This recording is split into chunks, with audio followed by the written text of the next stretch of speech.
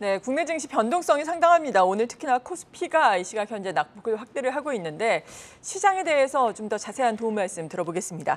오늘 이 시간 하이투자증권의 박상현 전문위원 전화로 연결되어 있습니다. 안녕하십니까? 예, 안녕하세요. 네, 일단 시장이 좋지 않다 보니까 공매도 비율이 계속해서 증가를 하고 있습니다. 3년 만에 코스피에서 최고치를 기록하고 있는데 시장의 추가 하락 가능성에 대해서는 어떻게 판단하고 계십니까?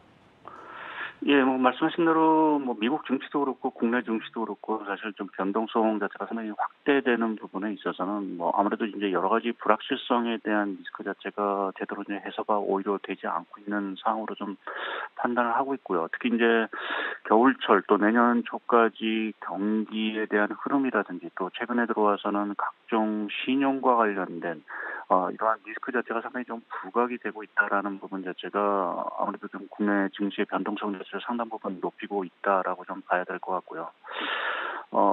이게 그래서 이제 코스피가 그래서 2천을 무너질 수도 있지 않겠느냐라는 이제 말씀하신 대로 이제 좀 방금까지도 나오고 있는데, 말씀드린 대로 조금은 이제 그러한 불확실성 자체가 현실화되느냐, 특히 이제 신용 리스크라든지 이런 것들이 겨울철에 더 확산되느냐라는 부분 자체가 결국 코스피 2천을 좀 좌우할 거로 좀 보고 있고요.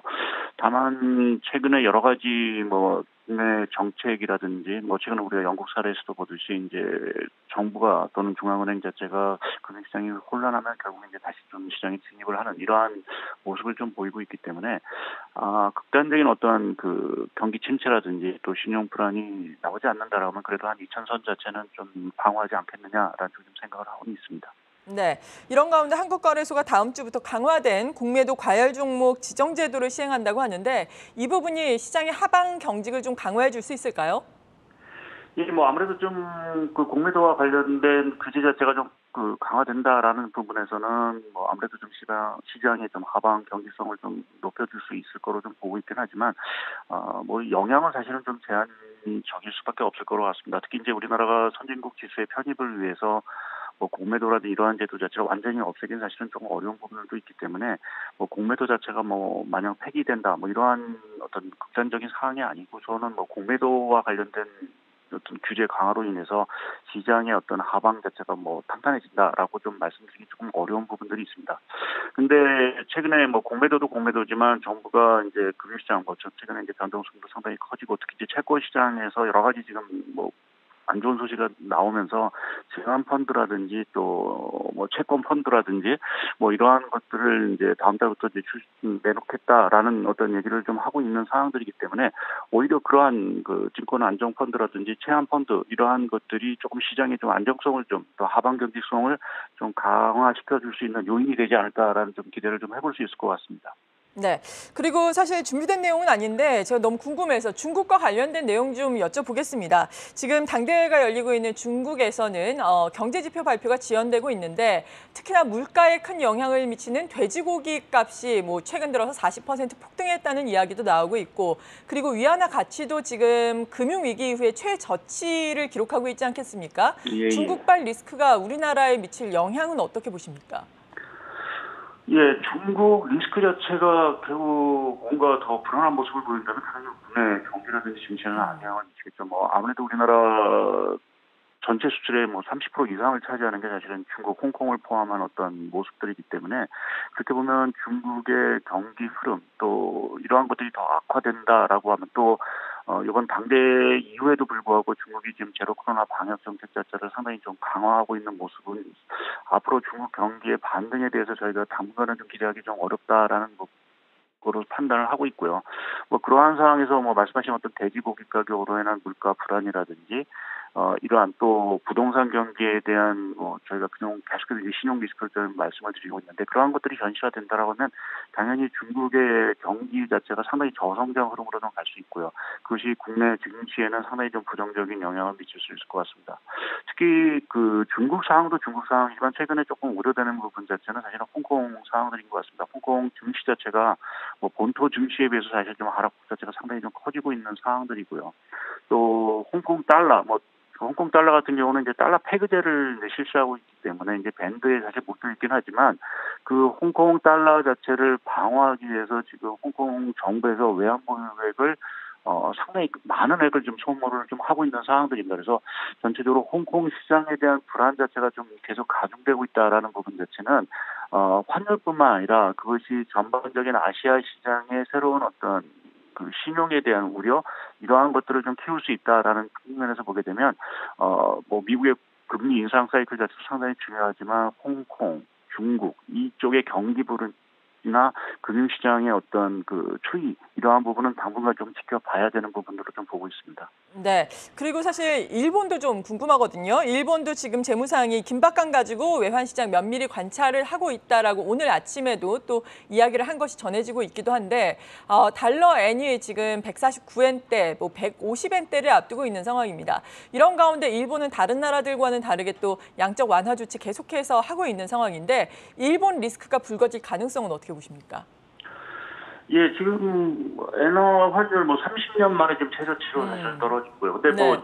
지금 이게 엔화만의 문제는 사실은 아니고 사실 지금 유로화라든지 파운드 가치 자체도 사실은 상당히 흔들리고 있는 상황들이다. 그래서 뭐 엔화의 흔들림 자체가 뭐 일본의 금융시장의 전반적인 불안으로 사실은 확대 해석하는 부분에 있어서는 저는 조금 좀 경계감을 두자라는 쪽의 말씀을 드리고요. 다만 일본의 어떤 엔화 환율이라든지 금융시장이 불안하게 되면 통상적으로 보게 되면 일본 정부기금이라든지 그러니까 연구기금이 되겠죠. 연구기금이라든지 또 금융기관이 해외에 있는 자산 자체를 상당히 이제 매각을 하고 이제 본토로 들어가는 경향들이 좀 있습니다. 그래서 그러한 현상들이 나온다라고 하면 결국 그것은 이제 자금 경색이라는 부분 자체를 또 자극할 수 있는 부분들이 있어서 엔화의 환율 자체가 일본의 어떤 금융시장의 불안보다는 사실은 지금 상황에서는 가뜩이나 지금 불안한 어떤 자금 달러 자금 경색 현상 이러한 것들을 자극할 수 있는 그러한 리스크 부분에 대해서 우리가 조금 더 봐야 되는 것이 아닌가 좀 생각을 하고 있습니다. 네. 그리고 다시 우리나라로 돌아와서 오늘은 외국인이 현 선물 시장에서 동반 순매도에 일단 나서고는 있지만 그래도 최근에 한 13거래일 연속 거래소에서 순매수를 이어왔잖아요. 예, 예. 외국인의 매매 동향은 어떻게 보십니까? 예, 최근에 10월달 들어서 예상과는 달리 지금 외국인의 순매수세가 상당히 이어지고 있는 부분들이고요. 또 하나 이제 특이할 만한 거는 그동안 이제 저희가 많이 비교를 했던 대만 증시에서는 사실은 외국인이 계속 매도를 하고 있는 반면에 국내 증시에는 사실은 순매수를 좀 보이고 있습니다. 그래서 그렇게 보면 두 가지 정도의 이유를 저는 좀 생각을 하고 있는데 하나는 이제 최근에 양안 문제가 상당히 이제 불거지면서 또 미국의 그 대중국 뭐 반도체 수출 규제라든지 이러한 것들의 악영향 자체가 오히려 한국의 반도체라든지 이러한 IT보다는 중국 쪽의 그 IT 반도체 쪽에 또 영향을 미치지 않을까라는 부분에서 오히려 좀 상대적으로 국내 어떤 반도체 주식이라든지 이러한 IT 주식을 외국인이 좀 매수하는 부분이 하나 있는 것 같고요. 또 한 가지는 이제 저가 메리트 부분으로 좀 봐야 될 것 같습니다. 뭐 국내 증시 자체가 상당히 뭐 큰 폭으로 떨어졌고 또 환율을 이제 감안하게 되면은 달러 지수로 이 코스피를 환산해 보게 되면 거의 뭐 한 47%, 48% 내외의 어떤 지금 지난해 7월 고점이 이제 떨어진 상황들입니다. 그래서 외국인 입장에서 보게 되면 조금 저가 메리트라는 부분, 뭐 이러한 것들이 좀 부각이 될 수 있다. 특히 뭐 반도체라든지 이러한 쪽에서 보게 되면 PBR 가치 자체가 상당히 하단 쪽에 역사적인 하단 쪽에 위치하고 있어서 저가에 대한 어떤 기대감 자체가 최근에 이제 외국인의 어떤 매수세를 좀 일으키고 있는 부분들로 좀 생각을 하고 있고요. 근데 이제 이 매수세 자체가 지속이 되겠느냐라는 부분에서는 아직 좀 불확실한 부분들이 있습니다. 그러니까 어느 정도 이제 저가 메리트 자체의 어떤 것들이 소멸이 된다라고 하면 그 후에는 분명히 이제 펀더멘탈의 개선을 사실은 저희가 좀 외국인도 볼 텐데 지금 반도체라든지 이런 IT 업황을 보게 되면 뭐 내년 초까지 업황의 회복을 기대하기가 사실 좀 어려운 부분들이 있습니다. 그래서 외국인 매수세 자체가 뭐 지속이 된 거냐라는 부분에 있어서는 조금 아직은 좀 불안한 상황이다라는 점에 좀 말씀을 좀 드릴 수 있을 것 같습니다. 네, 그렇군요. 그리고 연준의 베이지북이 공개가 됐습니다. 다음 달 FOMC 긴축 기조와 관련해서 우리 증시에 미치는 영향은 어떻게 보십니까?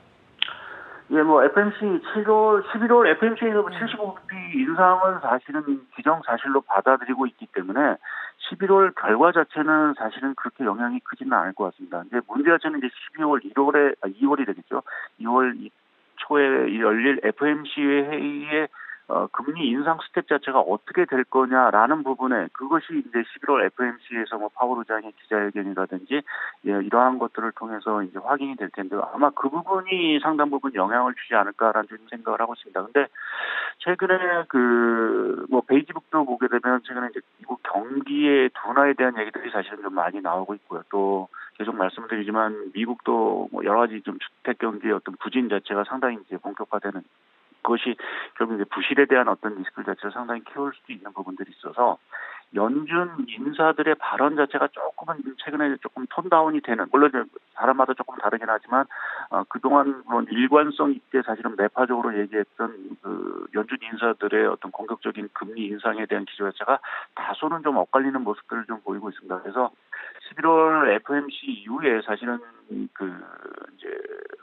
자이언트 스텝 자체가 결국 뭐 어떻게 보면 이제 빅스텝 이 정도 수준으로 이제 전환이 되느냐, 그러한 것들이 결국 시장에서 어느 정도 가시권에 들어온다라고 하면 결국 이제 최근에 가장 문제가 되는 게 아무래도 이제 미국의 국채금리 자체가 너무 빠른 속도로 올라가고 있는 부분인데, 그 부분의 자체가 안정을 회복하는 여부 자체가 결국 11월 FOMC 이후에 뭐 주식시장 흐름에 있어서 가장 중요한 변수가 되지 않겠느냐. 그래서 말씀드린 물가 뭐 이러한 부분도 저희 지켜봐야 되긴 하겠지만 연준의 인사들의 어떠한 향후 정책금리, 최종 정책금리 수준에 대한 여러 가지 코멘트, 이것에 따른 시중금리 흐름 자체가 상당히 좀 중요한 변수로 좀 작용하지 않을까 좀 보고 있습니다. 네, 지금까지 하이투자증권의 박상현 전문위원이었습니다. 감사합니다. 예, 감사합니다.